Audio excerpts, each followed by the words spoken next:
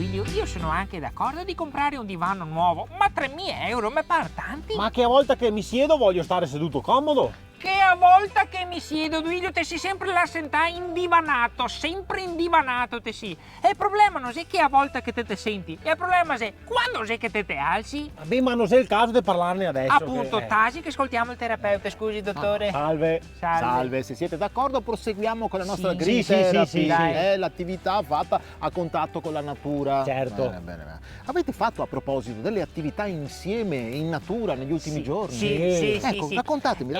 Io mi sono dedicata ad andare sui colli con la bici a pedalata assistita. Bello.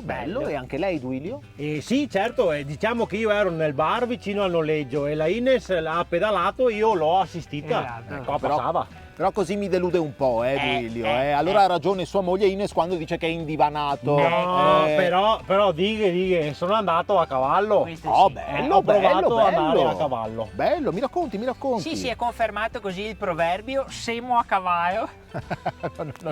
Non lo prenda in giro, Anche perché è stata una bella esperienza. Mi è piaciuto più che altro il rapporto che si è creato col cavallo. C'è questa sintonia, sto legame che ho sentito. Mi è piaciuto. Vede, lei ha fatto probabilmente un'esperienza, senza saperlo, un'esperienza di pet therapy. Ha fatto un'esperienza di pet therapy. La pet therapy è una terapia che serve per superare dei problemi, si sta a contatto con un animale di compagnia, la pet therapy. Ah, poveretto. Chi? Il cavallo. Sai, Cioè, già sta a contatto con Duilio, da chi vai adesso il cavallo a fare pet therapy?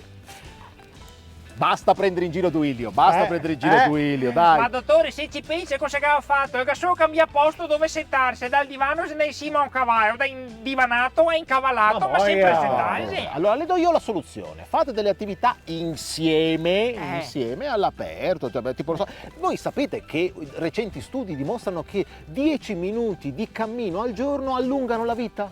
Come? 10 minuti Sì. di camminata al giorno allunga la vita? Duilio, comprate il divano.